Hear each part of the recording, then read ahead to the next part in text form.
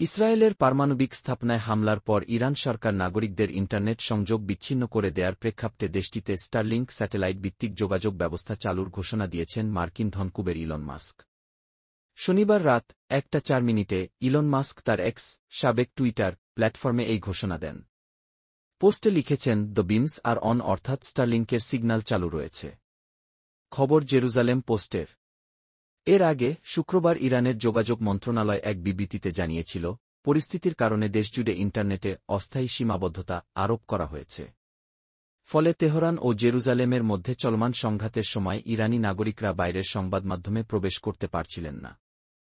Internet সেবা বন্ধ থাকায় দেশটির সাধারণ মানুষ আন্তর্জাতিক সংবাদসহ সব ধরনের তথ্যের উৎস থেকে সম্পূর্ণ বিচ্ছিন্ন হয়ে পড়ে। এ অবস্থায় স্টারলিংকের মাধ্যমে বিকল্প ইন্টারনেট সংযোগ চালু করেন ইলন মাস্ক।